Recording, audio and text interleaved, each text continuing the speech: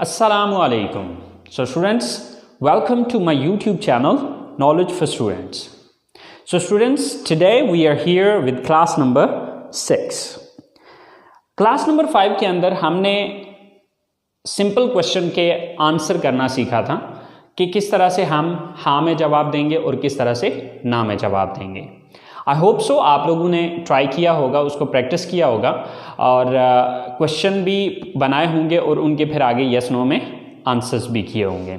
So guys, आज हम answers को ही अंडरस्टैंड करेंगे, लेकिन आज हम ये चीज़ देखेंगे कि सवाल के अंदर से हम किस तरह से जवाब को निकालते हैं। मीन टू से कि जस्ट जो क्वेश्चन हमसे पूछा गया है उसी क्वेश्चन के अंदर एक से दो लफ्ज़ों के अंदर चेंजिंग करके आप उसका आंसर किस तरह से बनाते हैं। देखिए, ज़्यादातर हमारे सवाल का जवाब हमारे सवाल के अंदर ही मौजूद होता है, जस्ट हमें एक से दो चेंजेस करके उसको आंसर में कन्वर्ट करना होता है। तो चले आए स्टार्ट करते हैं कि किस तरह से। सो स्टूडेंट्स, ये कुछ सेंटेंसेस हैं, कुछ क्वेश्चंस हैं, तो चले आए देखते हैं कि हम इन क्वेश्चंस के आंसर इन्हीं क्वेश्चंस के अंदर से किस तरह से निकालेंगे। सो क्या आप कॉलेज जाते हैं? Do you go to college? Okay, so now we gonna give the answer. तो आप देखेंगे इसमें यही सारा सवाल रहेगा, आपको डू की जगह यस या नो लगाने की ज़रूरत है। यस, अब देखिए इसके दो ही पॉसिबल आंसर है, या तो यस होगा या फिर नो होगा।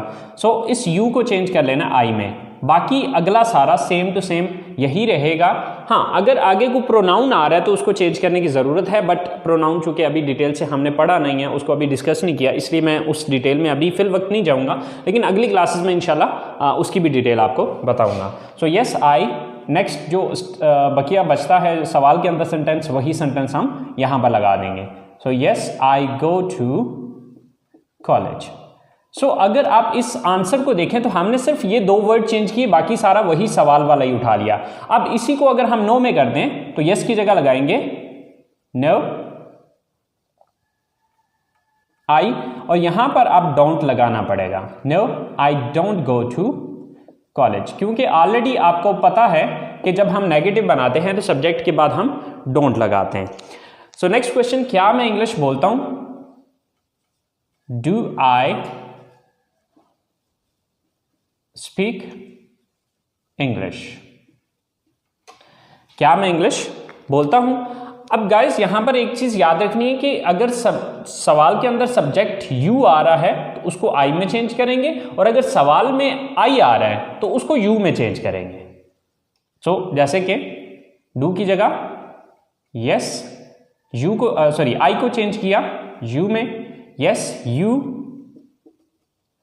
Speak English. Yes you speak English. अब अगर नो में यही आंसर करना है तो यस की जगह नो लगा दें यू, और आगे आपको पता है कि सब्जेक्ट के बाद डोंट लगाना है। Yes no you don't speak English. No you don't speak English. Next question is, क्या हम क्रिकेट खेलते हैं?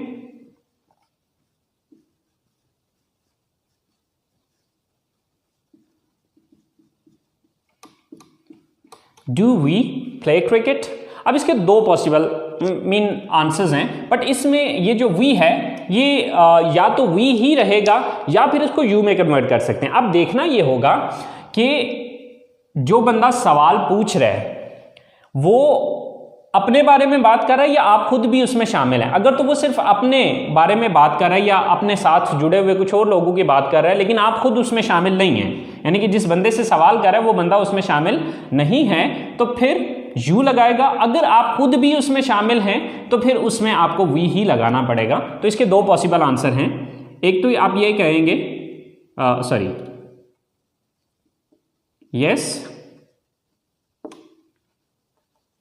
We play cricket. देखिए, वी उस सूरत में होगा कि अगर जिस बंदे से सवाल पूछा जा रहा है वो भी शामिल है, लेकिन अगर फर्ज करें वो बंदा खुद शामिल नहीं है तो इसकी जगह फिर हम वी नहीं लगाएंगे बल्कि यू लगा देंगे। Yes you play cricket. Okay, तो वी उस सूरत में होगा कि जिस बंदे से सवाल पूछा जा रहा है, ठीक है, वो खुद भी इसमें शामिल हो, ठीक है। और अगर वो बंदा खुद शामिल नहीं है तो फिर वी नहीं लगेगा, बल्कि आप वी यू में कन्वर्ट कर देंगे। सो अगर नो में आंसर करना हो तो नो वी या यू, अब वो डिपेंड करता है क्वेश्चन पे। So don't play cricket. Okay, so no we are you don't play cricket.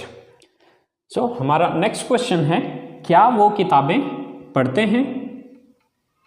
Do they read books? Do they read books? So do की जगह yes, next same to same, they read books. और अगर आप इसी को no में लेके जाते हैं, no they don't read books. So guys, अब देखें कि हमने ये जो 4 क्वेश्चन बनाए हैं, इन क्वेश्चन के अंदर अगर हम देखें तो कोई लंबा चौड़ा चेंज नहीं किया हमने, सिर्फ एक शुरू में यस या नो लगाया है और आगे सब्जेक्ट को अगर ज़रूरत पड़ी है तो हमने जस्ट सब्जेक्ट को चेंज किया है। अब आगे मैं आपको ये चीज़ भी बता देता हूँ कि कौन कौन से सब्जेक्ट किस में चेंज होंगे और कौन से सब्जेक्ट चेंज नहीं होंगे।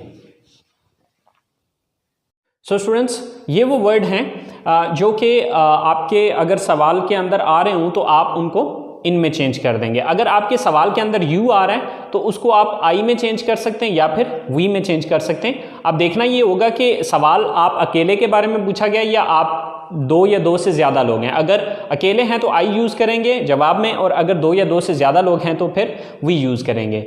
अब अगर सवाल के अंदर आई आया तो उसको हम जवाब में यू में चेंज कर देंगे। अगर सवाल में वी आया है तो उसको वी में भी यूज़ कर सकते हैं और यू में भी यूज़ कर सकते हैं, क्योंकि अब ये डिपेंड करेगा कि सवाल किसके बारे में है। यानी कि सवाल जो है वो जो बंदा पूछ रहा है वो सिर्फ अपने बारे में पूछ रहा है या उसने आपको भी शामिल किया। अगर सिर्फ अपने बारे में पूछ रहा है तो आप यू का वर्ड यूज़ करेंगे, और अगर आपको भी साथ शामिल किया है तो फिर वी का वर्ड यूज़ होगा। अगर सवाल में योर आ रहा हो तो उसको माई में भी चेंज किया जा सकता है और अर में भी चेंज किया जा सकता है। अगर सवाल में माई आ रहा हो तो उसको योर में चेंज किया जाएगा, और अगर सवाल में अर आ रहा हो तो जवाब में योर या अर इस्तेमाल होगा। स्टूडेंट्स, अगर इनमें से कोई सब्जेक्ट आ रहा है तो फिर इनको चेंज करने की ज़रूरत नहीं है, सिर्फ आपने यस या नो क्वेश्चन के अंदर लगाना है। बाकी जो अगली स्टेटमेंट है या अगला जो सेंटेंस है उसको सेम एज इट इज़ जिस तरह वहाँ पर दिया गया सवाल के अंदर बिल्कुल सेम टू सेम वही आपने इस्तेमाल करना है। सो आई होप सो स्टूडेंट्स, आप लोगों को इस बात की समझ आ गई होगी।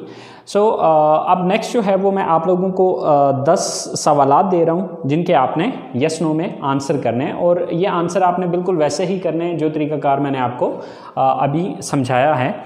सो स्टूडेंट्स, ये 10 सेंटेंसेस ये हैं, देख लें ज़रा। Do you watch TV? Do they learn English? Do we use the computer? Do I sit here? Do you live in this city? Do we go to mosque? Do they go for morning walk?